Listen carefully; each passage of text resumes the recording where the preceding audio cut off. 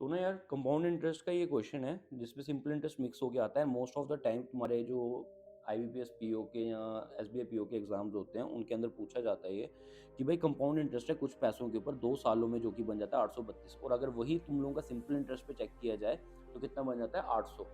तो आप लोगों से पूछा अगर यही पैसा जो भी था, ठीक है, इस पे अगर 3 सालों में इंटरेस्ट, सिंपल इंटरेस्ट और कंपाउंड इंटरेस्ट अगर इस पे कैलकुलेट कर लिया जाए तो हमें बताओ कि भाई क्या डिफरेंस होगा उसमें, उन पैसों के बीच में, इंटरेस्ट के बीच में क्या डिफरेंस जनरेट होगा।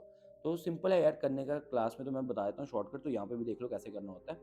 देखो, पहले सिंपल इंटरेस्ट की बात करते हैं। अगर 800 बन रहा है, ठीक है, 2 सालों में अगर 800 बना है तो सिंपल इंटरेस्ट क्या होता है, हर साल सेम होता है। तो 800 बनने के लिए 2 सालों में कितना हुआ होता है, 400 और 400, तभी तो 800 बना होता।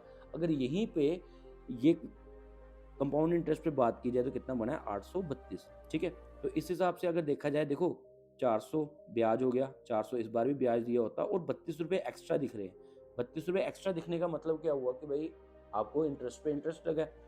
अगर तीसरे साल के लिए जाएं सिंपल इंटरेस्ट में, यहाँ पे भी 400 बनेगा, यहाँ पर भी 400 बनेगा, आपको 32 यहाँ पर भी पे करना है, ठीक है। अब कंपाउंड इंटरेस्ट में क्या होता है, ब्याज पे ब्याज लगता ही है, तो 32 तो पे करोगे, 32 फिर से पे करोगे, लेकिन उस पे भी आप कितना एक्स्ट्रा दोगे, जो भी टर्म होगी। अब वो टर्म कैसे निकाली जाती है, देखो ये ट्री रूल होता है, बहुत आसान है, बहुत आसान है। करना कैसे है, देखो 400 में क्या मल्टीप्लाई हुआ होगा जो कि 32 बन गया। सिंपल है भाई, 8 के साथ मल्टीप्लाई किया होगा, मतलब 8% का ब्याज लग रहा होगा, तभी तो ये 32 बना होगा। तो सेम हमारे को 32 के ऊपर भी क्या निकाल लेना, 8% निकाल लेना। अगर 32 के ऊपर हम 8% निकालते हैं तो 32 का 8% कितना हो गया, 2.56।